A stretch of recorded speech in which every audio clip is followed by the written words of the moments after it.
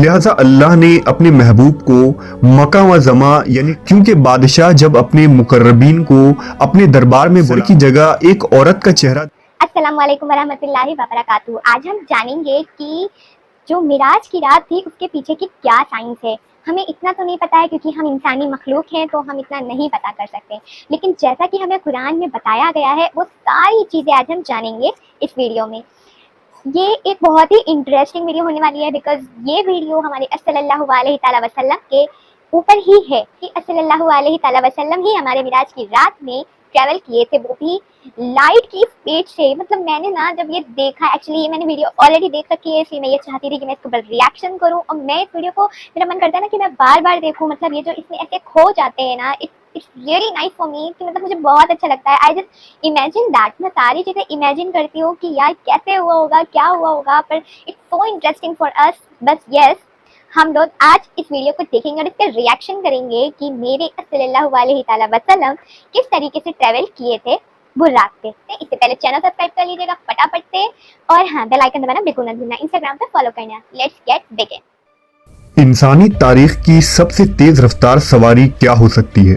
گھوڑے، motor cycle, cars, جہاز یا ایروپلین؟ لیکن آج سے 1400 سال قبل ایک ایسی بھی سواری موجود تھی جس کی رفتار بجلی کی مانند تھی۔ اس بجلی جیسی تیز رفتار سواری کا نام براق تھا۔ وہ سواری جس پر بیٹھ کر نبی صلی اللہ علیہ وسلم سفر معراج پر گئے۔ براق کی خصوصیات کیا تھی، اور جب نبی اس پر سوار ہونے لگے تو وہ بے لگام کیوں ہو گیا؟ کیا براق کو ماڈرن سائنسی علوم سے ایکسپلین کرنا ممکن ہے؟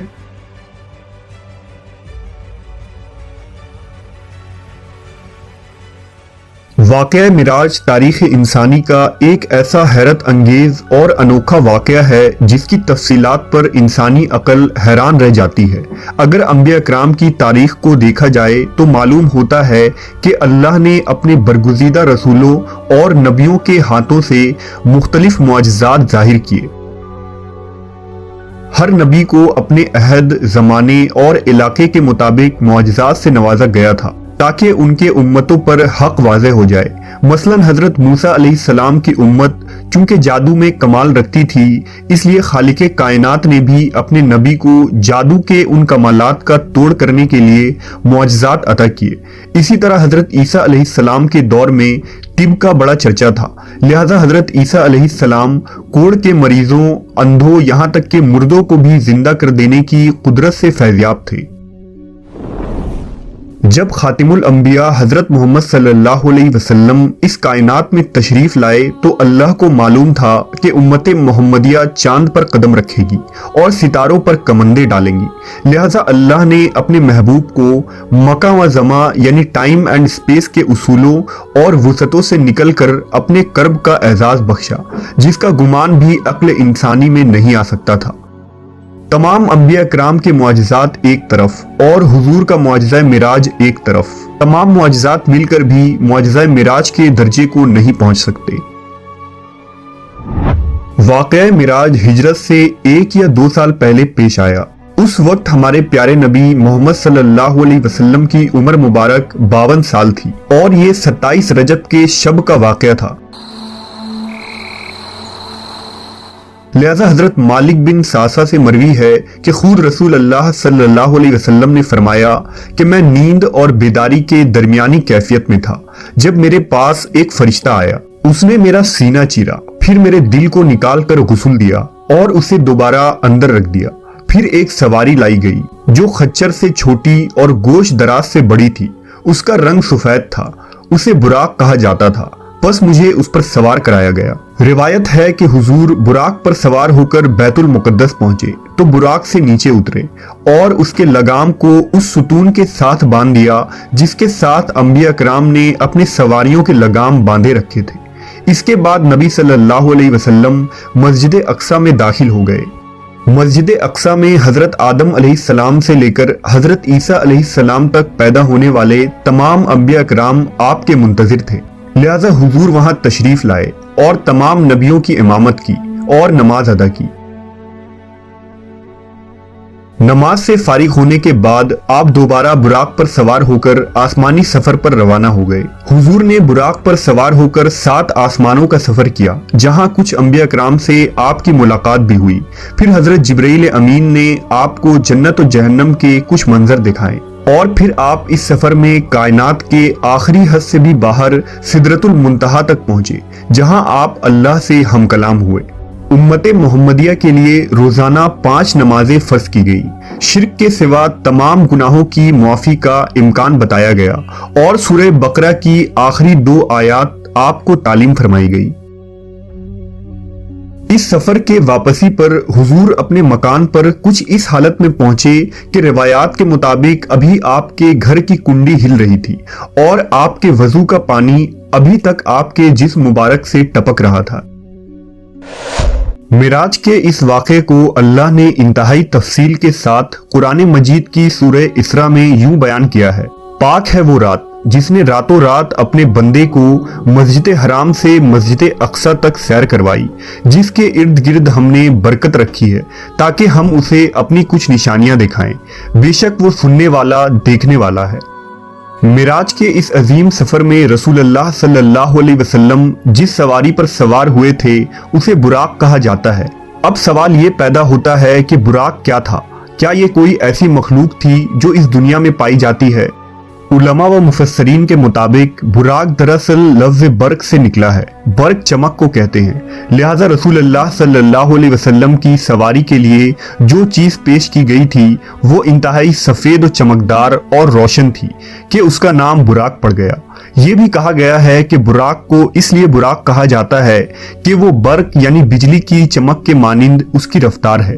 روایتوں کے مطابق براق خچر سے چھوٹا اور گدھے سے بڑا تھا، اور جہاں اس کی حد نگاہ پڑتی تھی وہاں اس کا قدم پڑتا تھا۔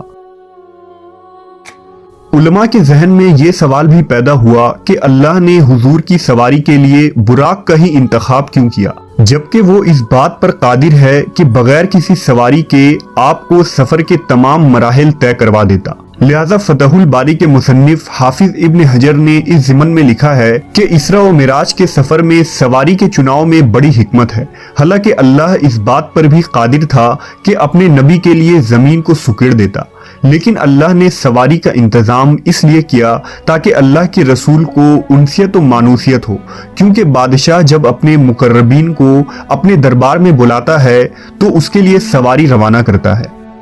کچھ علماء براق کو ایک جنتی جانور قرار دیتے ہیں جو خصوصاً معراج کی رات کو ہی حضور صلی اللہ علیہ وسلم کی سواری کے لیے اس زمین پر آیا تھا۔ لہٰذا امام ترمذی نے ایک روایت نقل کی ہے کہ جب جبرائیل علیہ السلام نے براق کی لگام تھامی اور رسول اکرم صلی اللہ علیہ وسلم کو اس پر سوار ہونے کی دعوت دی تو براق حضور کو دیکھ کر کانپ اٹھا اور بے لگام ہو گیا۔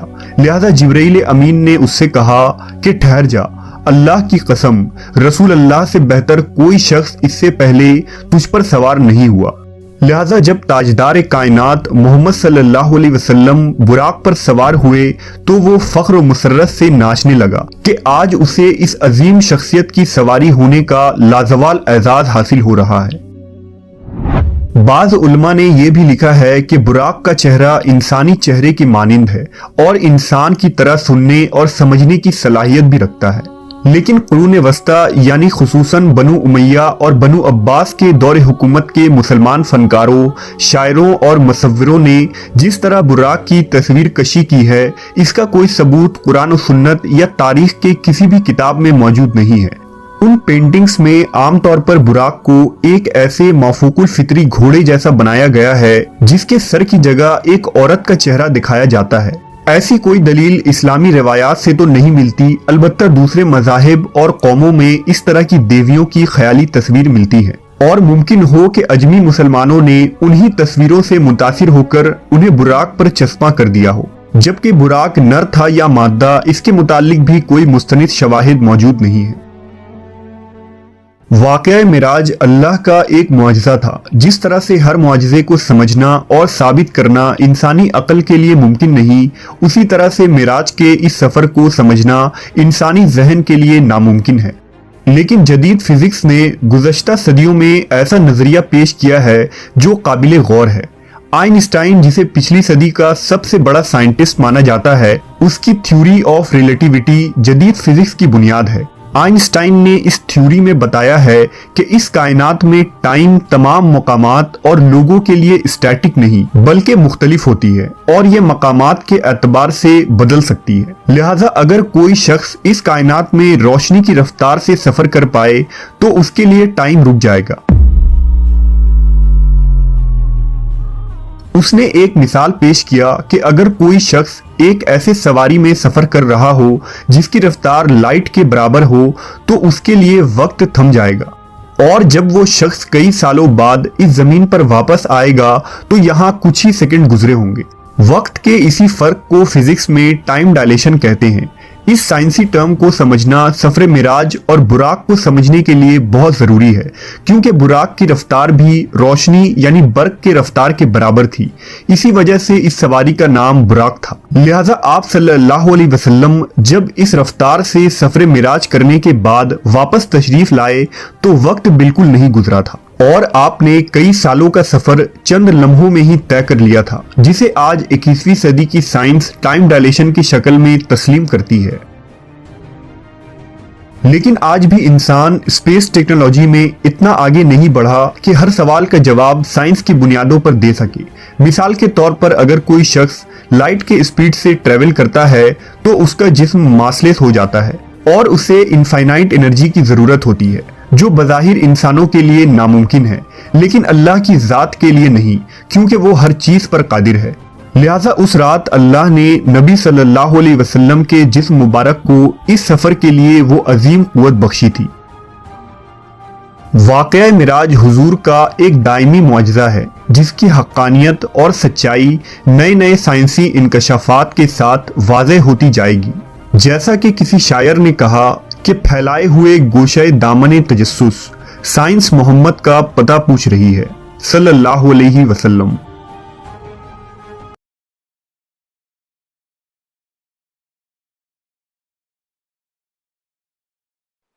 इट वॉज सो अमेजिंग, मतलब अनइमेजिन थिंग। मतलब हम किसी इस चीज़ को इमेजिन ही कर सकते हैं, हम इन सब चीज़ों को डिस्क्राइब भी नहीं कर पाएंगे। इतनी साइंस हमारी आगे बढ़ी ही नहीं है कि हम अल्लाह की ज़ात की हर चीज़ों को हम डिस्क्राइब कर सके। तो जितना हमें कुरान में दिया गया हम उतना ही जान सकते हैं। But I was imaging everything. पता है, मैं इमेजिन कर रही थी कि मैं अगर मतलब मेरा तो ऐसी कोई औकात ही नहीं कि अल्लाह ताला ऐसा करे, लेकिन फिर भी मैं आपसे एक पर्सनली बात, एक गुफ्तगू करती हूँ कि मुझे बहुत ही अच्छा लगा। मैं इमेजिन करने लगी एंड यस, अल्लाह ताला ने उनको इतनी ज़्यादा शक्ति दे दी, इतनी ज़्यादा उनको अल्लाह ताला ने चीज़ें दे दी जिससे कि वो ट्रैवल किए, वो भी स्पीड ऑफ लाइट की तरीके। मतलब it was so amazing thing. और इसके इर्द गिर्द अल्लाह ताला ने बरकत रखी हम इंसानों के लिए, जितना भी उन्होंने हमें बताया, किसने, हमारे सल्लल्लाहु अलैहि वसल्लम ने हमें बताया। तो बहुत ही अच्छी वीडियो थी, बहुत ही अच्छे से भाईजान ने समझाया है। It was so amazing. बस ये अल्लाह की ज़ात है, बस अल्लाह ताला हम सबको अपनी हिफ्ज़ व अमान में रखे। हम इतना ही चाहेंगे, बाकी हम अल्लाह की इबादत करते हैं और मेरे सल्लल्लाहु अलैहि वसल्लम को फॉलो करते हैं। आज के लिए इतना ही, अपना ख्याल रखिएगा और अल्लाह हाफिज़।